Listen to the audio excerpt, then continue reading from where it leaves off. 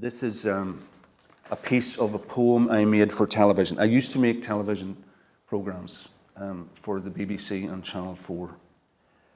And there was a man in BBC Two called Peter Symes who had worked with a poet called Tony Harrison and many other people at a high level. And he said to me, "Oh, you write poems and you also make television programs. If we said to you, make a television program, but make it in verse, make the commentary in verse. If we said that, what would you do it about? Do you have a subject that you would do it about?" And at the time, I happened to be, maybe because I had youngsters, I don't know, I happened to be thinking about my own role and things in the North, and the role of the non-combatant, if you like, and what was the net contribution of the non-combatant. So that's what my documentary was about, and I'm just going to tell you a section from that which could stand up without the visuals, I think, anyway.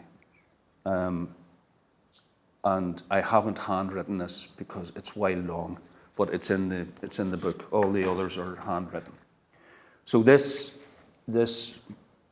piece is called "From Devices of Detachment," and it's me reflecting on my role in the whole situation in the North and trying to put music to that.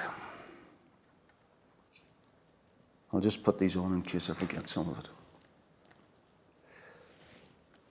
I was born in 1961, when things were quieter than they had been. An IRA campaign had petered out. They could arouse no interest in the fight. And at home, between the mountains and the sea, my father's shop was ticking over nicely. And people seemed to mix well in our town. It was a quiet time. The gloves were on. And the dramas that I heard of as I played, the stories that were told above my head, were not at first of bigotry and blood.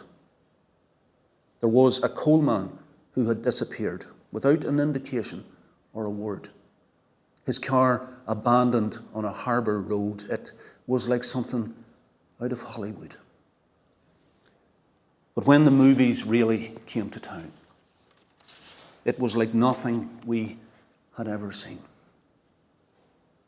And the decent people I was reared among deplored, of course, the troubles carry on, and spent the early evening sitting near the television news as if that were a kind of posting or a source of heat. We seemed to draw some comfort from the thought that if the fighting men were on the screen, it somehow closed around them like a tin. If rioting and death were on the news, well, sure, it kept them off the streets and avenues. But sitting still, as we did, was a form of waiting for our turn to come. It came. And we are so weary now. We're like exhausted people home from work who want to eat, who want to drowse beside the television news. And we have watched for 30 years across the trays upon our knees, repeated warnings we ignore that the house is burning down next door, but it's not ours. So we can sit within our chairs and sleep on it. It's not ours. So we can sit within our chairs and sleep on it. Except that the space a person occupies is huge. And murdered people do not go away like bins collected on a Wednesday and emptied far away from us somewhere.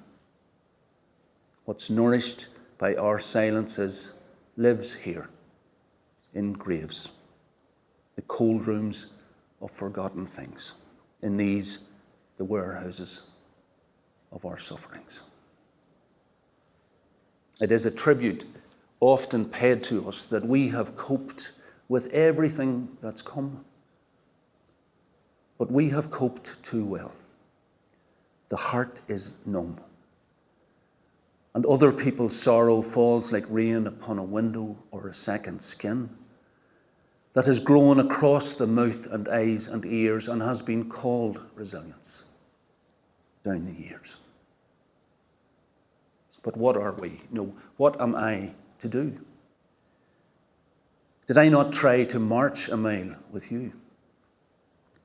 For what seems like a summer in my teens, we did not opt for nightmares over dreams. Peace marches gave us hope, and let us sing. I felt we could walk through the troubles then. But after rallies, we would stand and wait, like hungry people at a garden fete. We wanted peace upon a paper plate.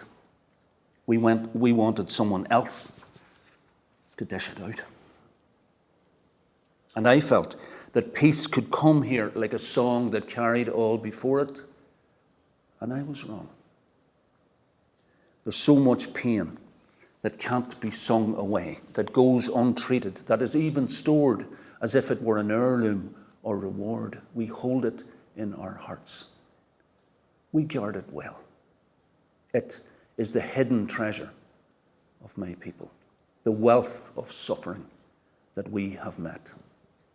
And it is time that we let go of it, which is much easier to say than do, for the dead and what they did are dear to you.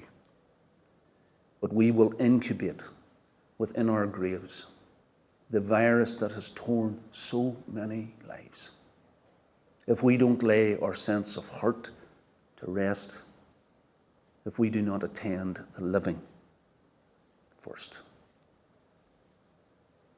I come to point the finger. I'm rounding on my own. The cagey, decent people I would count myself among, who are like boats at bay, like eggs inside their shells, like torches without batteries. We are like covered wells. We are like rows of idle hands. We are like lost or mislaid plans. We are like tears that do not fall.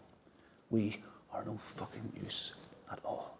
And in the end, it all comes down to this: that the north of Ireland is a tiny place. And if someone's killed, and I don't care by who, the whole thing happens right in front of you. To step around it is a choice that's made. We take the scenic route among the dead. And I speak about these things to save my life. For I have slowly come to understand that just as surely as the sea takes land, the Ulster Troubles could absorb my death. And there are very few would pause for breath.